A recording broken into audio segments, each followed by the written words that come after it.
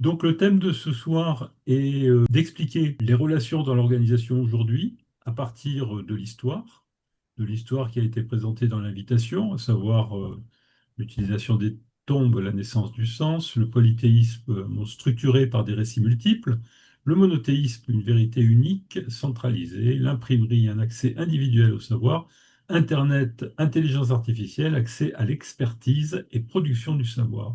L'IA nous permet d'accéder en quelques secondes à un savoir infini. On clique sur un élément qu'on ne connaît pas et on a accès à un savoir infini. Et donc, la question de donc, l'histoire des quatre premiers âges qui montre que dans la communauté humaine fait apparaître à des âges différents au même moment des situations identiques, que ce soit la création des tombes, on voit que c'est à peu près au même moment, un peu partout où les gens n'ont pas de communication entre eux, ça se construit comme ça. L'apparition du monothéisme autour des années 3000, c'est avant Jésus-Christ, c'est aussi quelque chose qui apparaît dans plusieurs espaces et donc, l'étonnement qu'on peut avoir, c'est comment se fait-il que des évolutions de l'esprit peuvent arriver en même moment alors qu'il n'y a pas spécifiquement des communications. Donc, c'était la première interrogation. Le deuxième étonnement, c'est-à-dire que les choses arrivent dans le monde de façon simultanée dans un développement de l'esprit. Donc, une question. La deuxième importance, c'était de dire qu'est-ce que nous apporte l'IA aujourd'hui comme changement? Et un des points qui peut de parallèle qui serait intéressant à faire, c'est qu'en effet, un, un changement structurel qui a été de l'ordre le même que celui de l'intelligence artificielle, c'est l'imprimerie. Quand on a réussi à mettre en place une imprimerie qui donnait accès au savoir individuel à des gens en se libérant du savoir des pouvoirs, ça a donné quelque chose d'étonnant, c'est-à-dire que des personnes telles que par exemple Faraday. Faraday était un enfant dont le père était forgeron, donc il n'avait aucune possibilité d'avoir accès au savoir, hein. Il est allé à l'école où il a appris à écrire et à compter, et après il est rentré, pour gagner de l'argent, il est rentré dans un atelier où il a relié des livres. Et parce qu'il a relié des livres, alors il s'est intéressé au savoir, il a lu les livres. S'il n'y avait pas eu d'imprimerie, on n'aurait jamais eu un Faraday, quoi. Il n'est jamais allé à l'école. Enfin, l'école était liée aux bourgeois, enfin, aux gens qui avaient de l'argent. Lui, il n'avait pas d'accès au savoir grâce aux livres qu'il lisait, qu'il reliait dans son atelier de reliure. Il a accès au savoir et c'est un des génies, puisque c'est lui qui a, après 30 ans de travail de lecture autodidacte, il a pu créer les moteurs électriques et quantité d'autres recherches scientifiques énormes. On voit bien que à ce moment-là, l'imprimerie a pu donner à des gens qui n'avaient pas la possibilité d'avoir un savoir, de pouvoir développer une intelligence fantastique. Et c'est un des plus grands chercheurs de notre histoire. Donc, avec cet exemple-là, on peut voir que l'intelligence artificielle va avoir le même effet, c'est-à-dire que on va pouvoir donner à des intelligences, à des personnes individuelles du monde entier, la possibilité d'accès au savoir et donc de pouvoir créer, donner à des esprits la possibilité de créer alors qu'ils n'auraient jamais pu le faire. Donc ce pas énorme de l'intelligence artificielle fait que eh bien, on ne pourra plus revenir en arrière. Alors il y a bien évidemment pas mal de gens qui ont peur du développement. Qu'est-ce qu'on peut en faire de cette intelligence artificielle? Comme les gens avaient peur lorsqu'on a inventé la machine à vapeur, elle disait ça va faire des catastrophes. Euh, et donc partout quand il y a eu une avancée importante de ce type-là, il y a eu des peurs. Donc la peur aujourd'hui, c'est quoi? C'est en effet comment on risque, par la puissance de l'intelligence artificielle, d'interdire ou d'empêcher à des personnes de pouvoir avoir accès à la vérité, pouvoir avoir accès à l'exactitude. Parce qu'en effet, à cause de l'intelligence artificielle, ou pas grâce à l'intelligence artificielle, on peut mettre un visage, sur ce visage mettre des paroles, et ces paroles peuvent très bien ne pas être celles que l'auteur supposé a pu faire. Donc on peut en effet pervertir la puissance de connaissance en apportant des connaissances qui sont dites justes alors qu'elles sont fausses. Donc l'enjeu de, pour nous, et peut-être pour les organisations comme tu le présentais au début, c'est en effet comment on va utiliser l'intelligence artificielle sans tomber dans les travers de toutes les possibilités qu'elle peut donner. Et ça nous oblige à nous de pouvoir trouver les moyens de développer la capacité d'intelligence qui va discerner ce qui serait des fausses nouvelles transformées en bonnes nouvelles et des nouvelles qui seraient justes, qui pourraient être détournées et transformées en nouvelles fausses. Donc, l'enjeu d'aujourd'hui, c'est pas le savoir, c'est la capacité de pouvoir discerner dans les relations entre les personnes le, le lien qu'il y a entre la vérité et le mensonge. Exactement. D'accord. Il faut qu'on développe de nouvelles capacités de pouvoir discerner le vrai du faux, quoi. Avoir Et un, c'est, et, et- avoir et un donc esprit mettre en critique place des envers. organisations qui nous permettent de pouvoir distinguer entre juste l'exactitude des informations qu'on a reçues. Mais euh, on se retrouve dans la même logique de tous les temps, c'est-à-dire une logique liée aux quatre objectifs de relation. On peut utiliser l'intelligence artificielle pour développer des lieux de coopération entre nous et de développer de la science et développer des capacités d'action euh, nouvelles, mais pendant que des personnes développent ces capacités de coopération, d'autres vont utiliser le maximum d'intérêt pour faire des fraudes, pour dominer. Et on peut et la démarche qu'on peut avoir, c'est comment découvrir quels sont les objectifs de relation des personnes qui sont en relation avec l'IA pour s'assurer de la véracité ou de l'exactitude des paroles. C'est donc là, on est d'autant plus invité aujourd'hui à pouvoir s'intéresser à l'intention de celui qui donne l'information. Donc ça nous invite encore plus à rentrer dans cette fameuse loi des quatre objectifs de relation pour pour s'assurer si euh, une parole énoncée, un contenu de parole dans une vidéo ou dans une audio, est-ce qu'un contenu est juste? Ça nous oblige à interroger l'objectif de relation. Et c'est dans cette idée-là que toi, Pascal, tout à l'heure, tu disais qu'on était dans un monde d'incertitude. Ce monde d'incertitude, il est bien lié au fait que on pourrait ne pas accéder à l'intention même de celui qui parle. Et comme on est sur un registre de communication virtuelle, l'obligation d'interroger l'intention de celui qui parle euh, nous oblige à trouver une autre manière de communiquer. Quand je reçois une vidéo ou quand je reçois un message, il va falloir toujours que je me pose la question, celui qui m'envoie le message, celui qui a créé la vidéo, en fait, quelle était son intention? Et, et comme on est dans un principe d'incertitude, on n'a pas on peut pas avoir directement accès au créateur. Ça nous oblige à avoir cette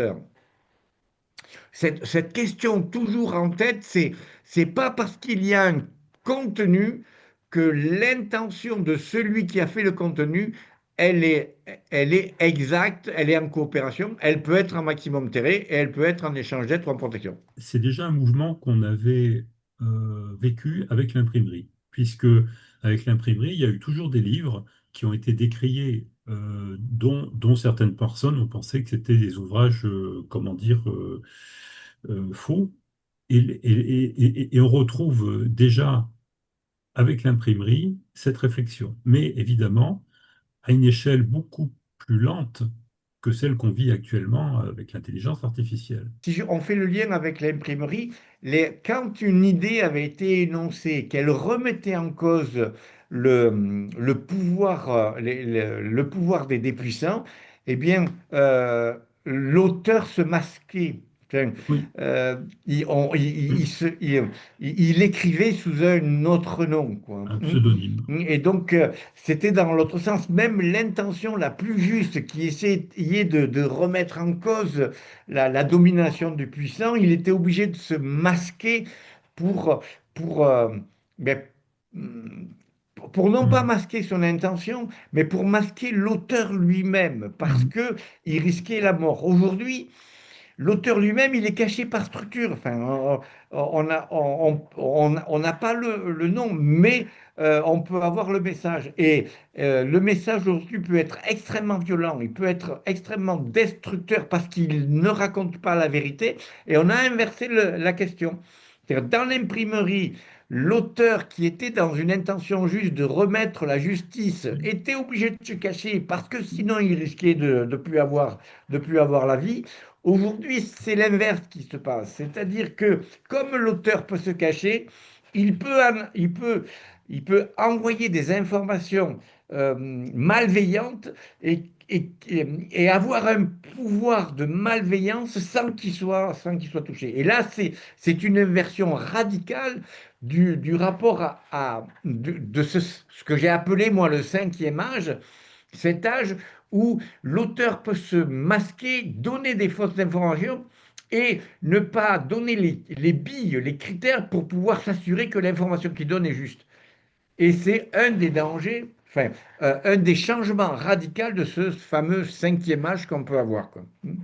Dans ce monde où la coopération est importante, mais où le maximum d'intérêt est aussi important, comment arriver à douter même d'un discours qui serait vrai, quoi.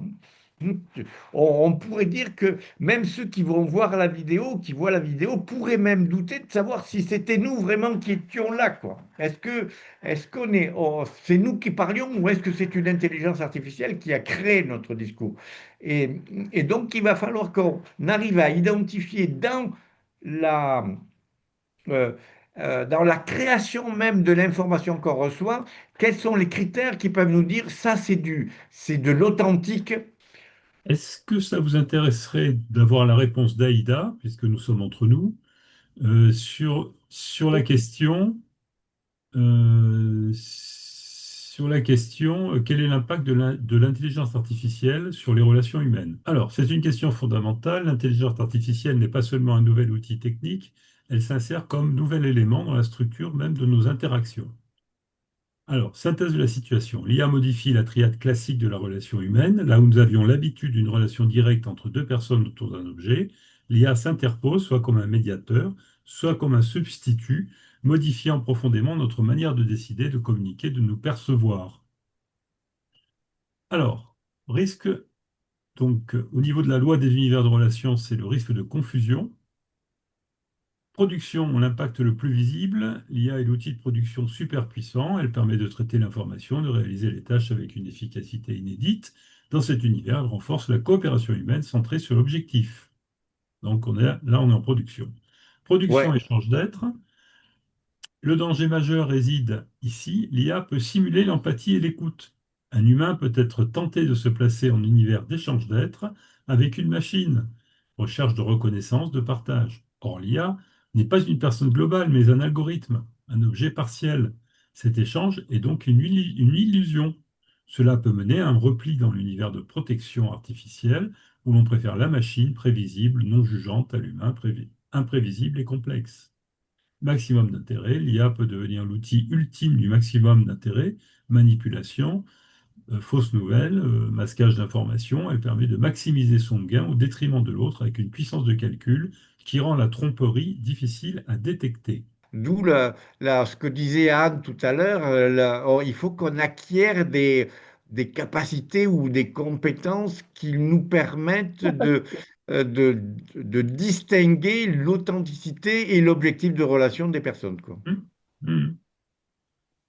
Bien, bien. Alors, on pourrait se poser la question dans l'instant, c'est quels sont les outils que nous avons à notre disposition aujourd'hui pour arriver à distinguer l'intention de l'auteur d'un récit, quoi. Eh bien, on va le demander,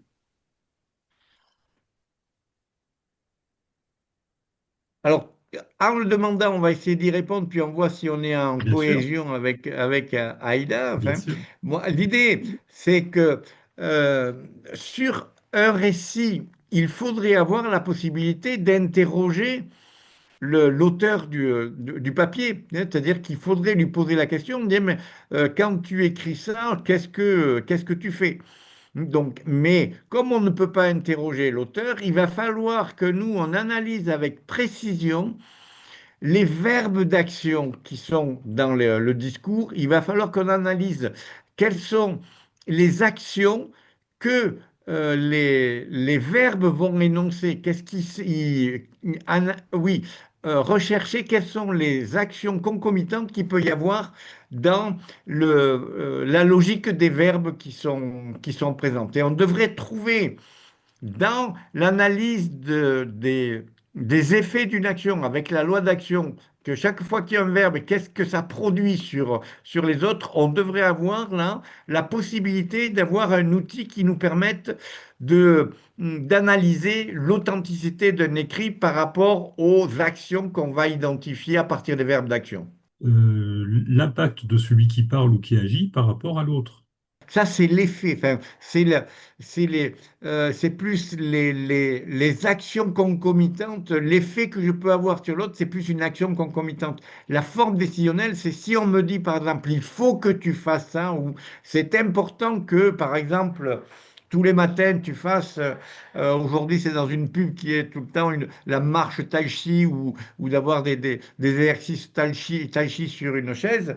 Quand il va me dire cette injonction-là, en fait, c'est quoi son objectif et quels sont les effets qu'il va y avoir sur ma vie si je le fais, quoi. Il va falloir interroger à la fois la forme décisionnelle et à la fois les actions concomitantes que cela peut avoir en termes d'effet sur moi ou d'effet sur les autres. Et en termes de loi d'action, analyser le faire de l'IA. Quand l'IA produit une réponse, elle réalise plusieurs actions simultanément.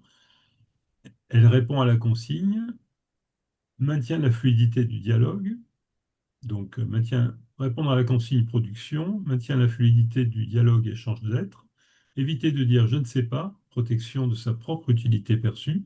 Le mensonge est souvent le résultat de l'action 3, c'est-à-dire éviter de dire je ne sais pas, protection D'accord. de... Hum, hum. Effectivement, ça, on le voit beaucoup avec ChatGPT qui est capable d'inventer carrément pour répondre à la question. Stratégie de détection, des outils pragmatiques. Donc la triade d'objectivation, utilisateur, réponse de l'IA, réalité factuelle, à condition qu'on connaisse la réalité factuelle, bien sûr. Ne restez jamais dans le duel moi-IA. Demandez à l'IA de citer ses sources. Le questionnement de la loi d'action, communication productive, au lieu de demander est-ce vrai, comment as-tu construit ce raisonnement? Quelles sont Ah, les ouais, données qui c'est. permettent d'affirmer Voilà. cela? Test de cohérence interne. Soumettez l'IA à une contradiction logique. Si elle change radicalement de version, ah ça c'est intéressant, cette notion de contradiction logique, ça n'avait pas été évoqué jusqu'à présent, mais ça me semble une piste prometteuse. Et C'est-à-dire, quel est ce qu'elle dit là, là, euh, alors, on est dans la ouais, partie test de cohérence ouais, interne. tout à fait. Soumettez Soumettre l'IA. l'IA à une contradiction. Ah, ok, logique. Si elle change radicalement de version, c'est son système de connaissance, c'est que son système de connaissance était instable. Elle est en train de plaire, protection, échange, plutôt que produire. Waouh. Ah ouais, c'est Ah, quand c'est même. quand même pas mal, hein, comme Ouais, on l'avait ouais, pas ouais. imaginé, tout à fait. Ouais, tout à Elle, fait. elle a mis le temps, mais c'est assez impressionnant. Je Hmm, ne pense pas qu'il y ait beaucoup d'IA qui soient capables d'en dire autant sur les IA. d'accord. L'autorité de contrainte, le diktat de la situation, c'est vous qui détenez l'autorité de contrainte, c'est votre connaissance de la réalité du terrain. Et c'est vrai qu'il m'arrive lorsque j'interroge ChatGPT, parce que j'ai entendu des informations complémentaires, je lui ai dit, et alors, est-ce que tu as pensé à ce qui se passait au Soudan ou ailleurs? Et là, l'IA me dit, ah bah oui, c'est vrai, l'IA n'avait pas pris en compte toutes les informations. Statut, elle a une position sociale en tant que statut d'outil, hein, et une machine dans un process, elle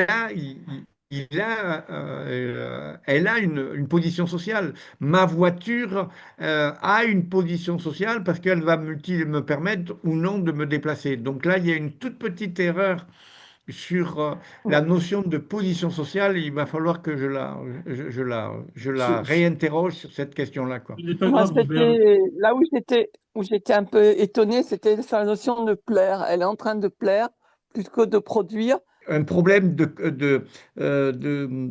conformité. Enfin, quand c'est très rare qu'une IA me dise que j'ai pas raison. Et tu as raison, ce que disait Ah oui, Pascal. ah oui, Elle, ah en oui, effet, wow. j'ai pas posé là. Elle va pas en Ah, contradiction. Hmm, c'est le biais de conformité. Et c'est une des questions que ouais. un jeune me posait en me disant, mais l'IA me dit toujours que j'ai raison. Et donc on lui a posé une question, exactement, une question de contradiction, d'une logique contradictoire. On lui pose la question, parce que la personne euh, avait raté une réunion parce que la SNCF, le train avait été en panne et donc elle n'avait pas pu aller travailler. Et elle pose la question à Aïda, elle dit, est-ce que parce que la SNCF n'a pas honoré son contrat d'exactitude, est-ce que moi je dois lui acheter le billet, lui payer le billet? Et, et il a dit, mais lui pose la question, non, t'as pas la possibilité de ne pas lui acheter le billet parce que la SNCF, c'est un service public. Donc, on voit que l'IA va pouvoir dire que la question qui est posée, enfin, la pensée de l'auteur qui pose la question n'est pas en cohérence avec la logique de la SNCF. C'était une question qu'on lui a posée pour éviter de voir si elle était toujours capable d'être dans le biais de confirmation de répondre, de plaire à l'auteur. Une petite Ouais. conclusion, il reste moins d'une minute. Robert, est-ce qu'on a fait le Euh, tour de la question sur l'aspect Ben, nous, on l'a jamais fait complètement, Pascal, mais en effet, on peut se dire que, en effet, que l'arrivée de l'IA aujourd'hui, c'est comme l'arrivée de l'imprimerie. Il y a quelque chose qui est un incontournable. On ne pourra plus revenir en arrière. Et donc, l'idée, c'est de prendre l'outil comme un outil qui peut servir à coopérer, mais aussi qui peut servir à détruire, à détruire les autres, et donc rester dans cette idée des quatre objectifs de relation